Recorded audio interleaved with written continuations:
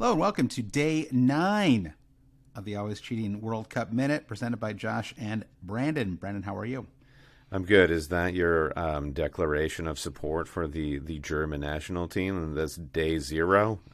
No, this is no. This is my Fulham scarf, actually. Oh, you're wearing a Fulham scarf. Yeah, you're breaking out all of the footy swag. For those of you who are just listening on the audio pod, you're missing out on all of Josh's contributions to the YouTube. The fact that we've never brought up the fact that we're putting this on YouTube and basically any of these pods, we don't really have a YouTube presence. And so I think I go on there and I see like 37 views and I'm like, this is too low. I can't, But those are 37 of the highest quality views because that's true. if you're among the 37, you're definitely That's watching true. day 9 of the World Cup Minute, and I salute you, and you can see me doing so on the YouTube. It's like this tension where I'm like, I don't want to push it too hard until we have this proper. It's just silly. So anyway, we are on YouTube. If you're not listening that way, you can go and find us there, and you can see my Fulham scarf. Vintro, I believe, was on Fulham when we went to see them play a few years ago. He was. Yeah, and again, these are the tiny scarves. The national thread shortage continues in England, and that's why they're these tiny scarves that you can barely even tie them at your neck. And I don't understand the idea of wearing a scarf that you just drape over your shoulders. That doesn't even keep you warm. I mean, if you're not tying the scarf, you're not really wearing it, as far as I'm concerned. You're the scarves, as you can see in the artwork for Always Cheating in the World Cup Minute, are not meant to be worn around your neck, but held above your head as you sing London Calling, You Never Walk Alone, Forever Blowing Bubbles, all the classic tunes of European football. You used to wear summer scarves. I remember that was my wife would. I had this piece of chambray or whatnot, and it was kind of jaunty, and my wife would call it my piece of fabric. Like, oh, are you going out wearing your piece of fabric today? Yeah, scarves, very divisive. But it's too hot in Qatar, Josh. I would suggest to wear scarves. Not really scarf country. Vuvuzelas are back a little bit. I've been hearing those pop into some of the. Why can't they ban that? All this energy trying to ban the idea of homosexuality. It feels like you could spend that energy banning vuvuzelas, and we'd all be a lot happier.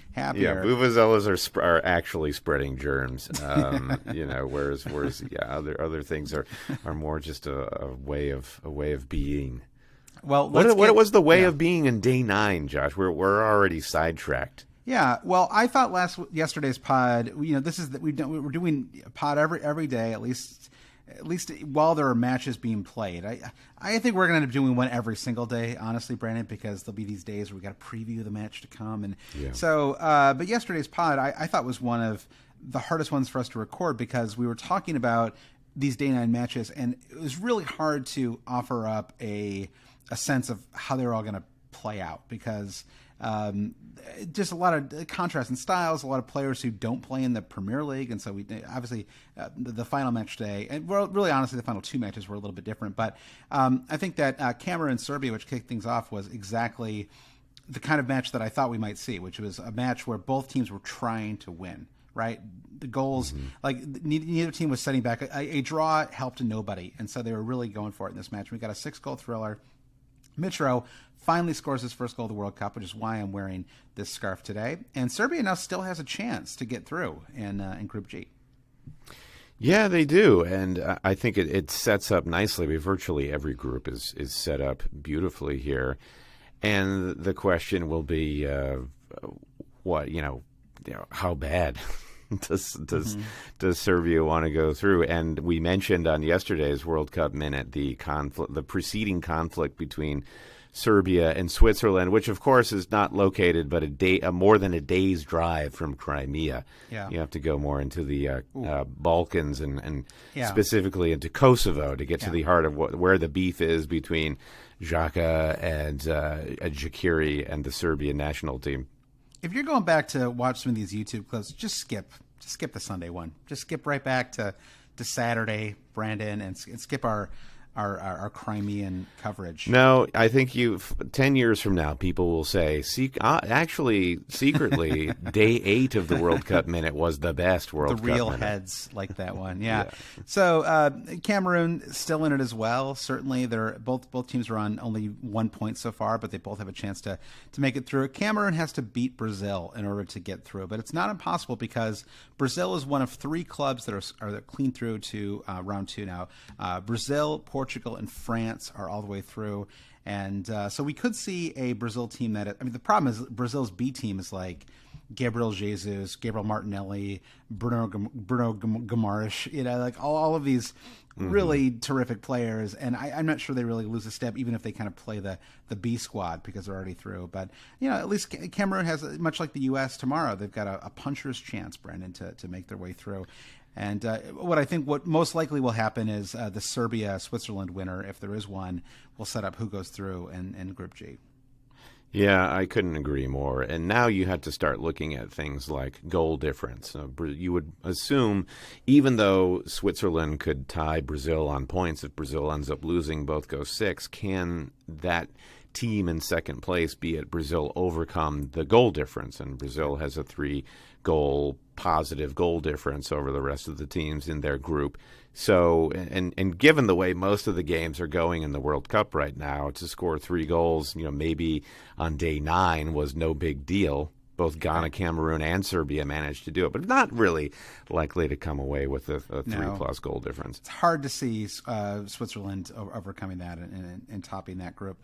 So, and then the other match that we had in that group was the Brazil match, Brazil-Switzerland 1-0. I thought a pretty entertaining match. This was a great lunchtime watch for me, Brendan. I went and got myself a little salad from Just Salad, the saddest name for a restaurant ever, but I ate my salad and but it's not true. They have other things beyond salad, so they're liars. Yeah. I'm taking them to the Federal Communications Commission Just right Salad, now. All lying. That should be the full title for the restaurant. But I sat and I ate my salad and I watched the second half of that match. We had a lot of VAR today, a little too much for my taste, Brandon. I try to keep my VAR snark in check during the Premier League season, but during the World Cup, I momentarily, I've been enjoying these goals as they happen. And Premier League fans know you don't enjoy a goal when it happens. A goal is scored, and then you wait to see if anyone watching the video can find a reason to get rid of that goal. Right? Sure. So it takes 60, 90 seconds, and then you celebrate the goal. And I have been so into the World Cup that I have actually been enjoying goals as they score, which is not what you can really do in the VAR gauge. It's very much like, it's like Agent Mulder in the X-Files, right? Like the inciting incident is you thought you saw an alien, and then you spend like 6 seasons of television trying to prove the existence of aliens. And that is what VAR is, like the X-Files of a goal, where I believe I saw a goal, but now we must solve a bunch of mysteries in order to prove that the goal did in fact exist. And I do believe. I felt bad for Vinny, our boy Brandon, Vinny Jr. I wanted him to get that first World Cup goal, but it's coming for sure. What a goal from Casemiro, though! Oh my gosh, like getting that far forward and then just what a great strike as well. Yeah, it's like of the Rodri mold, like a lot of these deep lying midfielders who have rockets in their boots from time to time. So you love to see it. Oh, yeah, and Antony with the assist as well. I mean, that's just that Man United team is just a lot more. I mean, Fred played 70 minutes today, too.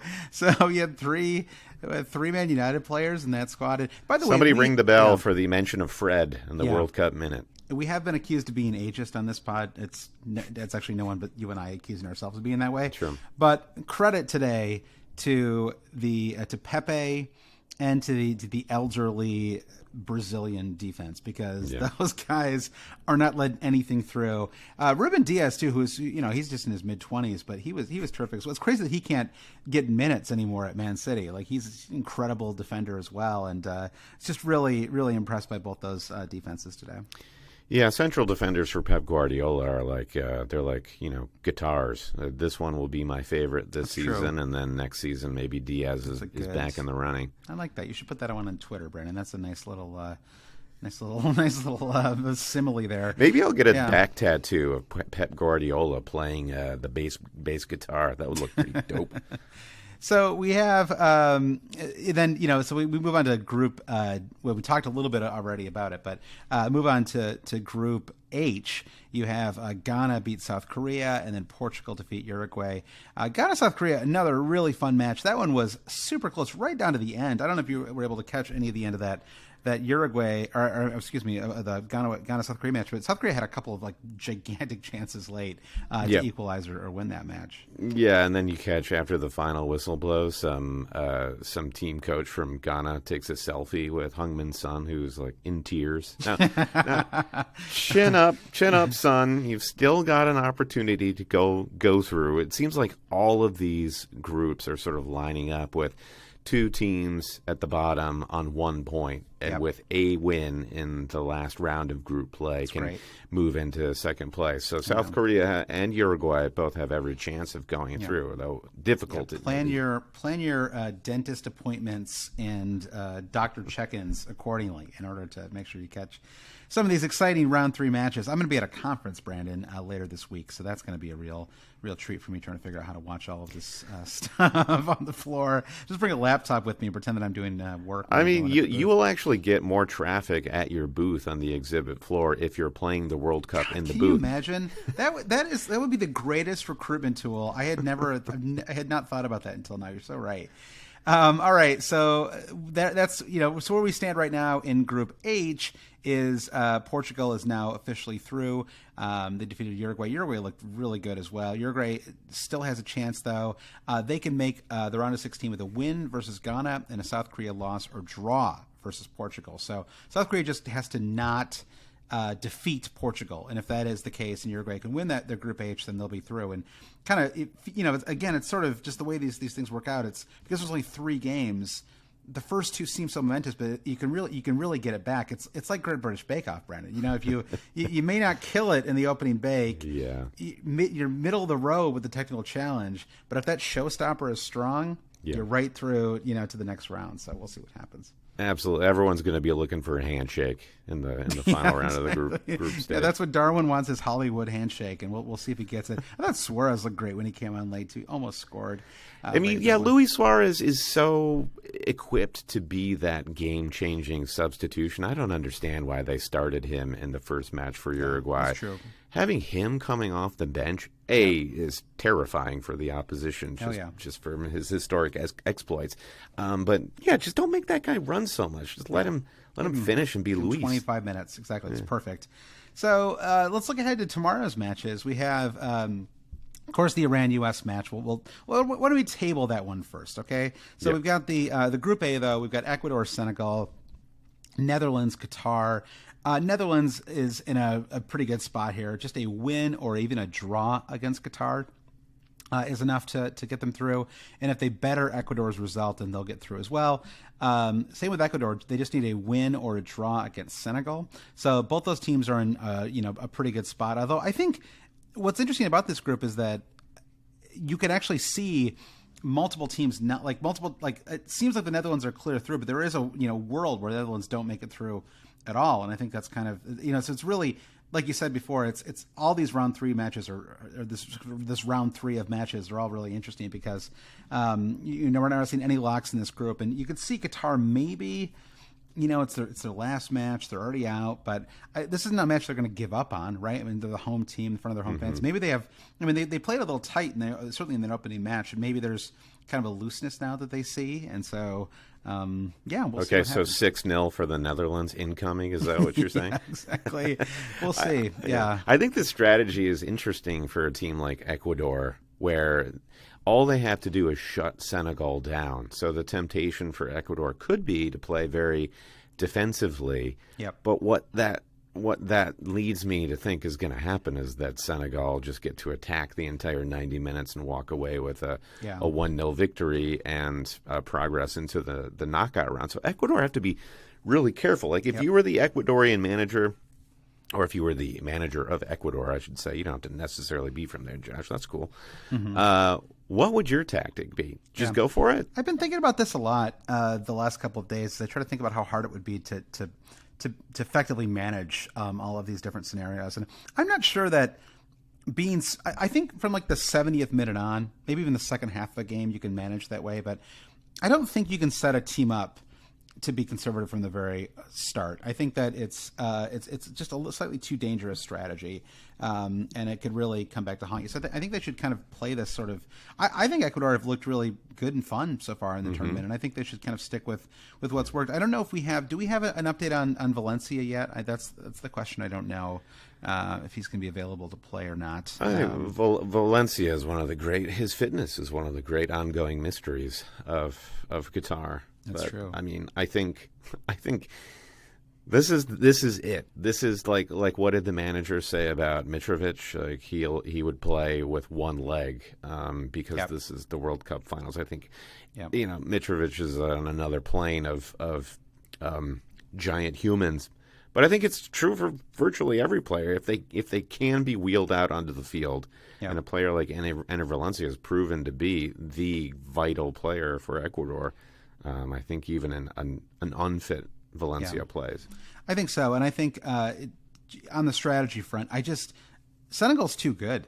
Even without Sadio Mane, they're just too good, and you just cannot set up. They're going to score a goal in this match. It's just hard for me to imagine that Ecuador could sit back and escape this match with a 0-0. Right? They're going to have to open up and play, and they as well they should. Right? I mean, if they came out of the South American qualifying, they're certainly. They've played really attacking teams, and they were able to beat those teams and make it through. So I don't think they're going to play this match, afraid. And so I think it's really exciting. I mean, the Netherlands, just by the way, on that, just to go back to that for a second in terms of their qualifying status, they really are very likely through. They would need. They qualify. So even if there was a draw in that Senegal-Ecuador match, the Netherlands have to lose to Qatar by more than 2 goals. So it's kind of, I could maybe see Qatar winning that match. Qatar dominating that match, the Netherlands match, that is harder to believe, right? And 1-0 loss, sure, but even that wouldn't be enough if there was a draw in the other match. So Netherlands are certainly in a really good spot. They're in a position where playing somewhat conservatively really does probably make sense. So that brings us to Group B, though, Brandon. We've got the big. It's the big day, the big game. It's Group B, the geopolitical off. Yeah, where there's previous with with both of these matchups. Yeah, I mean the flag stuff was a mess. I mean, listen, it's fine to. The problem was the show of solidarity with the Iranian protesters that the U.S. did was a little kind of ham-handed and too subtle, right? It was like they were trying to sneak in a tribute, and it's kind of dumb. Who even knows if it was just some intern that was being. It's impossible to say, right? Because they didn't draw any attention to it. They just showed the. So anyway, it's Josh, is wokeness ruining your World Cup experience? It's not ruining mine, but I thought it was a little ham-fisted, I thought, Brandon. Yeah. And so, I agree. Yeah, if you've got something to say as a federation, just come out and bloody say it. Have the guts to say it. Yep. It actually would have been kind of cool if they were like, "Yeah, we're gonna win tomorrow, and we're gonna win to show to show Iran what it's like. This is what freedom like." No, just something ridiculous like that. They got Oliver North to come out and stand on the sidelines as well. I don't think it's going to motivate the Iranian players because they've shown they've shown their sort of. What do you say? Like they're hip. Yeah, they're hip to it. I was going to say like sort of their sympathy to the protests that are happening there, and so it's not like the U.S. showing sympathy was going to really motivate Iran, as if they needed the motivation anyway. I mean, both teams need to win this game to get through. England is probably clear through. The only way that really, like realistically, they would not is if Wales beat England by more than 4 goals. Which, hey. It could happen. These scenarios are on the table. What a story that would be. I want to see a 5-1 Wales win. That would be pretty amazing. You think Gareth Southgate would survive that one, Josh? I don't know that he would. Now, if England gets knocked out by losing 5-0 or 5-1, I think that the project is gonna have to get restarted. So, and then U.S. Iran. I mean, do you have any strong? My worry about tomorrow, because I I think we can win. I think we probably would be slightly favored to win this match. Is can we win it? Like, can we score more than 1 or 2 goals? And I'm not convinced that we can. And so I don't know. What do you think? I think we've been spoiled for mentality during the first 2 games of the World Cup with the U.S., where I think our boys have looked really mentally strong and tactically aware. They've put together 2 really solid performances, though the lack of goals, as you mentioned. So my worry about this game against Iran is that we've kind of spent all of our mentality bucks already.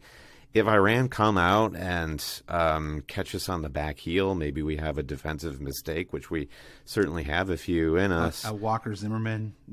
Yeah. Like I really do fear if Iran takes an early lead, how we're able to respond. But I do think if we take charge of this match, I feel like from the jump, and that's not necessarily us scoring a goal. I think, so long as we can control the tempo, we can leave it till the last 20 minutes of the match to get our winning goal. I feel comfortable with that, but it's really going to come down to our, the U.S. is, we've mentioned before, the second youngest average age team in the tournament. This is the biggest game of these players' lives, full stop. Oh yeah, and how are they going to handle it? It's the biggest American game. Well, I suppose the Trinidad and Tobago game's got to be up there, but I'll say in a more fun way, it's the biggest game since the U.S.-Belgium match 8 years ago, 8.5 years ago. So it's a gigantic match. I am incredibly excited about it. And then I want England to win by. I do want them to lose by 4 goals because I want us to win that match and qualify as the top team in that group. Otherwise, Brandon, this aforementioned conference, I don't know what I'm going to do. How am I not watching a round of 16 match at 11 a.m. on a Saturday? I have to fake a stomach injury or something. So, I'm really excited. But let's worry about round of 16 when we get to round of 16. I really want us to win tomorrow, and I believe, Brandon. I believe that we. What is it? I believe that we can win. Is that what it is? We will win. We will win. Yeah. I like Ken. That's more my speed. Yeah, we got to hedge a little bit in this cheer. Yeah. Should we spare just a minute for kit talk, which we kind of glossed over, but I noticed this the last time that Portugal played. These kits, you mentioned the sash yesterday, Josh, and let's bring back the Chilean sash. Yeah. And there's an interesting sort of interpretation of the sash on this Portuguese kit where it's there's a diagonal demarcation across the middle of the shirt, and it's red on top and green below, and it kind of continues onto the sleeve. Yeah, that's true. It is kind of a sash, isn't it? I'm a fan. I thought this Portugal-Uruguay match was one of the hottest kit matches we've had in a while. I thought that Uruguay kit was really cool too. It was really. I could see how it would be divisive, right? It's got this giant shield on the front. It reminded me of that team in the Mexican League, Tigres, and they have that big tiger face on the front of it. It's just a cool look. Shouldn't work, but it does. I think they really pull it off. It's kind of a little twist on that German kit. Actually, I need to go back and I'm going to do a side-by-side comparison later. All right, Brandon. This is a World Cup minute. We're actually going to keep these. We're trying to get these under 30 at least, and it looks like we're well under right now. So let's end it right here. Good luck to the U.S. tomorrow. We'll be back tomorrow night to talk about whatever happens, good or bad. So good luck, and good luck to the Wales. I want to see those 5 goals. I want to see that 5-1 thriller tomorrow, Brendan. Yeah, go USA. All right, bye.